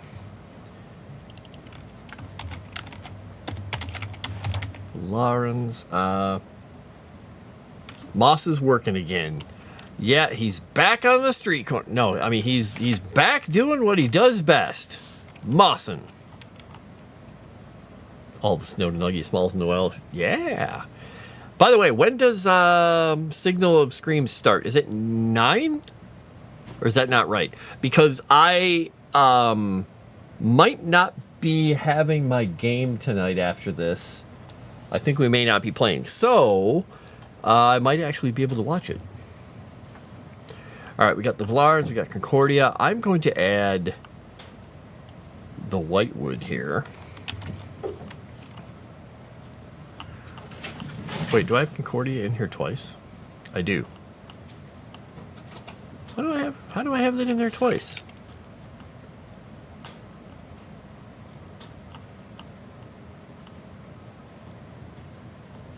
That's strange.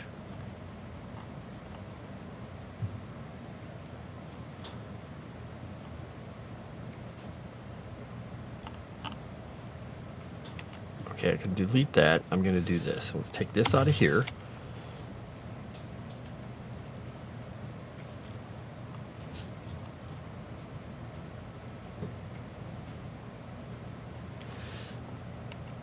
Oh, interesting. Wow, somehow I got a couple things moved around in here accidentally. That's not good. Oh yeah, I got a couple things copied twice. Oh. All right, well, I can remove that. I think I had these in here for reference. Okay, I think that's what it was. All right, so I can take this out. Boop. All right, so we'll go with Lost Acadia here. We got Lost Valara there. Concordia is here. And we got Ashvara. And where am I going to put the Whitewood? Maybe I will actually put it... put entry for Whitewood here. There we go. And I'm going to highlight that for myself. Boom. All right. 8 Central. Oh, okay. Got it. Doing good. Thanks for asking. Just got home from the gym and about to gorge myself and edit before SNB. So, real quick question for you. How is that, what was that stuff you were taking? That crazy stuff that had all the crazy flavors? I sent Crescent some of the flavors, your pre-workout. I was curious how that was treating you. I've never done anything like that. I just go work out, and I'm not smart enough to do any of that pre-workout stuff.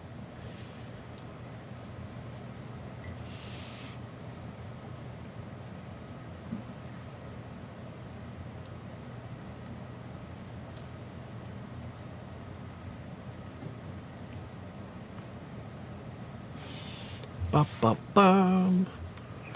So some of Arudai streams actually start at time for him, which is insane. So dart ball tonight at 7 CST. We played number 1 team tonight. Here's hoping. Oh, wow. Oof. Oof.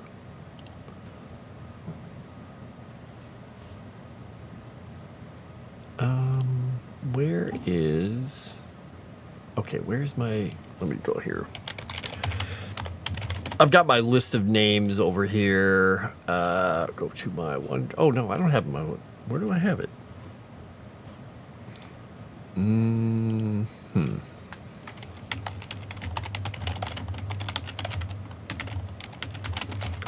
By the way, if you've never used a couple of tools that I use all the time, one is GreenShot, which is a screenshot taking program, which is awesome. I love it. I don't know if you can really even... Can you even see if I use it? Probably not, because I'm not capturing my display. It's... It allows you to screenshot. It has this super zoom window that you can use to find things, but then you can just pop it up in the own editor and you can actually edit right on it. It's great. I like it way better than the snipping tool. But the other one is a program called Everything, which, you know how sometimes when you go to a Windows Explorer window and you type in a search and you're like, I want to find everything named, I don't know, sausage gravy. It takes a while. It says working on it. This program, Everything, when you bring it up, you type, and you can tell which drives to look in. You can tell what to look for video, audio, everything, text documents, Word documents, PDFs, whatever. You can just type in, boop, and it'll just go blarp. It is so much faster than the Windows search. Once it parses everything, it has to parse your drives once. But yeah, I love that thing. Love it. You couldn't do all the clown stuff. Pre-workout helps me to push a little harder and get more work done in the gym. Gets Moss stamp of approval. Nice. Yeah, I send those names. Whoever made up the names of the flavors for that stuff had so much fun. I sent those to Chrysanth. She was like, oh my God. Signal of not going to watch, I don't know, and I don't want to know. Yeah, that's the signal of screams is the one that I was asking about. Yarp. Though I do think 90% of the time Arudai is in on the jokes and is a good sport the rest of it. Oh yeah, it's done in a lot of fun. It's good. He has, though I feel so bad for him with the rolls. Oh my gosh, I feel bad for Moss with the rolls. Yarp. Sometimes the rolls. All right, I'm trying to decide where to put. We'll just actually add this once. We'll put the whitewood in here because I think Valara is going to encompass all of this. So if I went into, and I'm not going to keep this, but if I did a real rough cut here, all the way up to the edge of the road here is where the old borders of Valara would have been. And it would have shared a common border with the dwarves because Silver Mountain encompasses this whole valley up here. So they might dispute it a little farther over there. But this is where Valara used to be. And the capital is up here. The keep is there. The Whitewood, which kind of dominated the whole area, eventually is there. Blurp. I'm going to delete that so I don't have to worry about it. I think I might end up moving the name. Oh, nope, not symbols. I want labels. Labels. If we took this and I moved it over here, so I think what we'll do, we might end up putting this kind of on everything because this is technically the whole area. It wasn't as large as some of the other places. And we're going to do the same thing here. We're going to be enlarging this because it is the whole kingdom here. And Lost Valara is kind of the centerpiece to that place. The Whitewood is, well, just, it's the Whitewood. All right, move that back where I had it. All right, and I can move this. I just wanted to make sure there was nothing hiding underneath it there. And right now, I'm literally, for my own reference, I'm calling these Lost Valara and Fryland and whatever Lost Delacia because, well, they're places that were lost. They're no longer the place they were.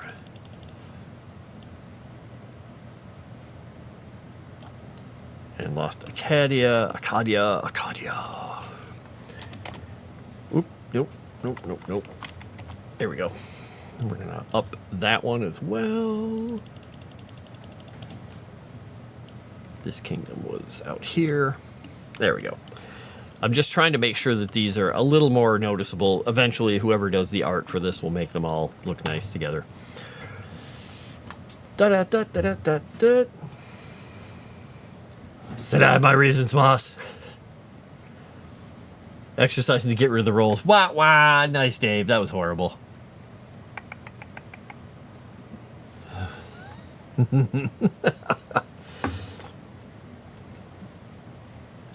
Have no idea what you're talking about, Jensen. That or it's Samus looking one. I haven't seen you post. Just scroll on by. Don't waste my time.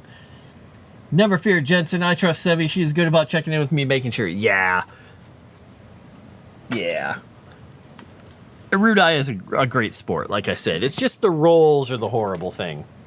By the way, all right, we're going to say hi to Boston Blackie again. The house detective is up. What? You want to go away again? You're going to run off? But you're so happy being petted. You are purring like a mad woman right now. You're so happy. Why do you want to go? Whee!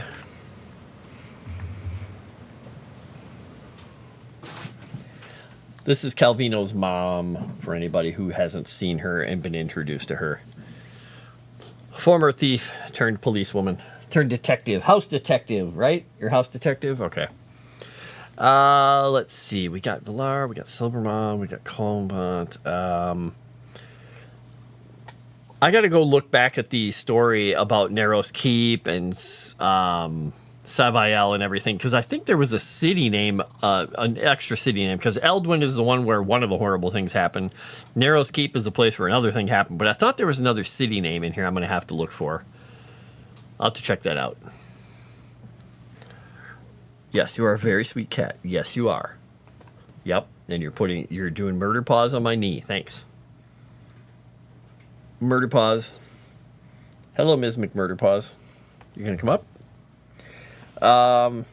Trying to decide if I need to add another road or a waterway. I think I'm gonna add a road in here. Come here.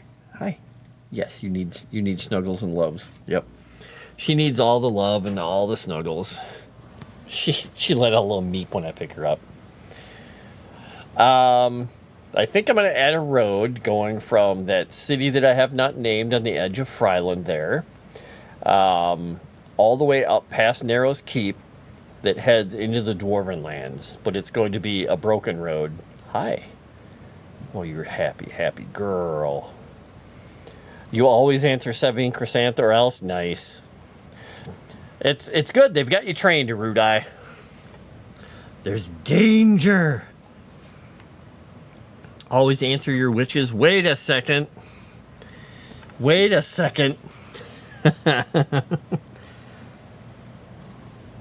Hi. Hello. Okay. Can I write? Yeah, you can hop down. That's fine. Go ahead. Just don't pull my headphones out. Yep. Okay. Go. There you go. Sometimes cats jumping through the spot where they shouldn't jump through is just inevitable, I think. All right, so we're going to add this other little road here so I have it. And this will be from here, heading up along the river, and it's going to cut across here because it goes around the keep, up through the hills, and this is going to connect up here. Do we want it to connect up there? Yeah, I don't want it to go through the hills that way. We'll put it there. All right. And that one little swatch there I don't like. Let me hit that thing. We'll just snuggle it ever so slightly over. There we go. Now it goes through the hills weirdly here, but I think, can I exercise these points? Can I do something to them? I don't know if I can. Yeah, it's good enough for now. I mean, it works. It gives me the idea of what I need. It gives us a connection to Narrows Keep. We have the valley up here. We have the other place where the cities are. So I think I am going to add a river coming down here. And I think there's going to be a little lake near Narrows Keep. Because I think having this thing coming down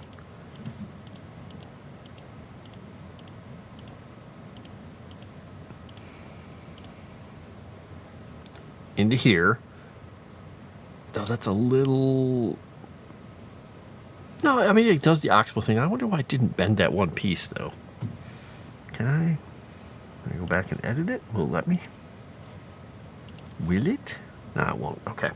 Well, we'll put the little lake here. I'm going to make this really small. We got to zoom in. Hello. You coming back up? Hello again. She's like, yes, I'm here again. Pet me, you fool.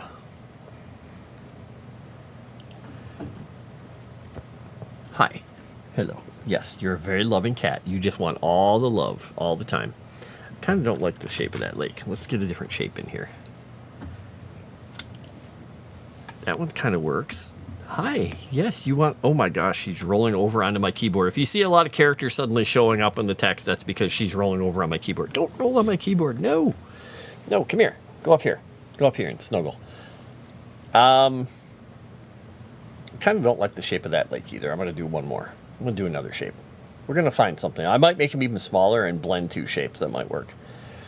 All right. Voodoo Muppet will make him answer probably. All right. Off to editing land. See you guys for Smoke and Barrel and SNS SOS chat. Yep. Said my discontent a long time ago to show I'll not be participating. A river runs through it. Got a message from my Patreon membership. All it says before I expand membership is it. I was super concerned. Oh no. Well, hopefully it's just a nice, happy-go-lucky message. BB, come on.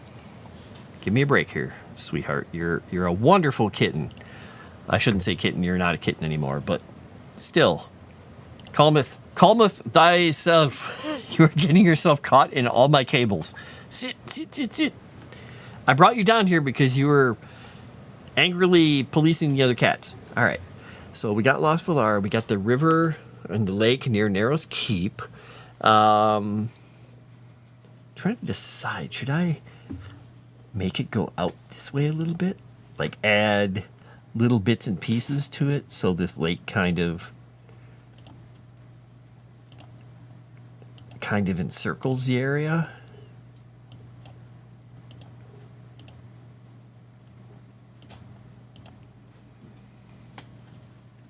It's kind of a fun idea. Like the keep is built on the edge of this strangely shaped lake. I mean, from a distance, when it's bigger, it'll look nicer, but that'll be kind of fun. That'll make it harder to attack from certain directions. Yeah. Well, now we got a low-flying airplane that's going to freak the cats out. Great! Yay!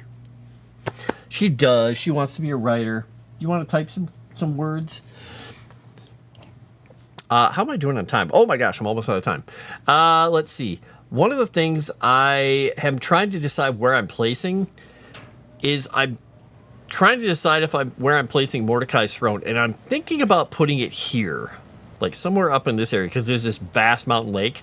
But then I was trying to decide if I wanted to make it even more remote and put it way up in the mountains somewhere off to the side. The problem is, no matter where I put it, if I make it too remote, it's going to be hard for people to get through. So I'm still kind of deciding, because I was talking about putting that special feature here. I think the lake, I was going to put it in here, but I think I might actually add it up in here or up in one of these areas in one of these mountains, because it has to be a place that makes sense.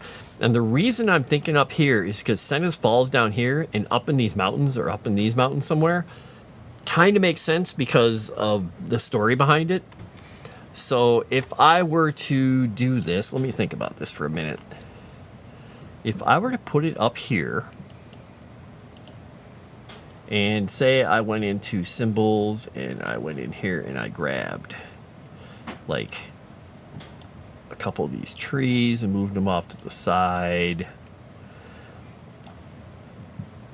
and had it up here and had nothing really connected or disconnected or anything around it. I think I'm going to take one of these trees down here too. Make that one smaller. I want to add a couple more and move things around, but I also want to just grab a couple of these trees and like resize them a little bit and move things around a tiny bit, because I think that's where I'm going to put it, because him being up in the mountains here, he could look down across the way and down through the valley across to where she fell. I think it might be fun.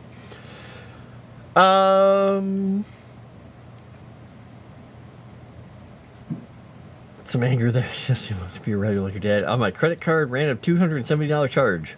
Oh, random $270 charge. Is it random, or is it your Mythic membership?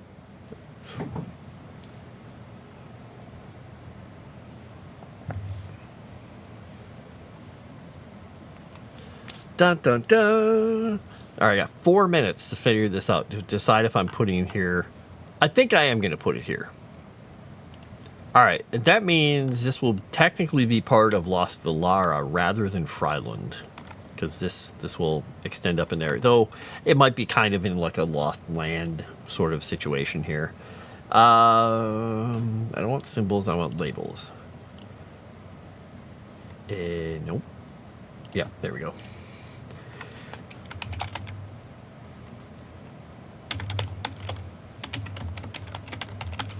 And we're going to, boop. We're going to be making this a little tiny bit smaller, because that text is a little bit large. All right, we'll have to probably make it about that high, and that's 5. Let's see, that looks a little bit small. I think it's not going to blend properly if I do it that size. There we go. It immediately pops out properly when you make it a good size. Yeah, I think we'll have that up in the hills there. Yeah, Mordecai Throne will be up there. All right. And so that way he can, when the person who went there and sat can look down and ponder. And also it's within range of a few things, like it's near Greenhaven, it's near Dunberga, it's not far from Narrow's Keep. You can go up the river from Clayton and Rivenmont and stuff, and you can head up into the wilderness and find it. Yeah, it's not far, because that's about 20, 40, maybe 60 miles, not as the crow flies, but land-based from Rivenmont. It's like it's a good 40-mile trek through the hills and foothills and mountains to get there from Greenhaven. So it's remote, but it's not undoable. Yeah, I like that. Okay. You wanted to watch it and then saw the Froste is live. Well, thank you for choosing me, but you can always watch me later too. It's up to you. You can do whichever one makes sense to you. I'm going to have Smoke and Barrel on, but I'm also going to have Signal Screams on. So, I've got about 2 minutes left, so I am going to get the heck out of here.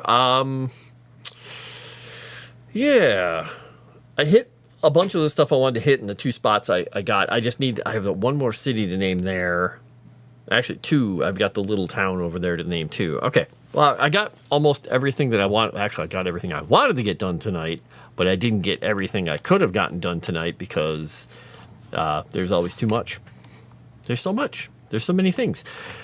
All right. Well, I am going to, like I said, get the heck out of here. Thank you very much for coming along. I am Frost. This has been Frost Written, where I'm working on the lore for Legend Seeker, the RPG that Erudai is writing. He's in the chat.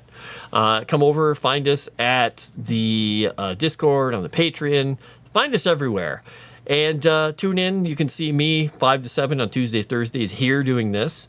Wednesday nights, every other Wednesday, maybe once a month. I'll be with him on a stream after Wednesday After Dark, where we're working on the lore together. It's, however timing works out.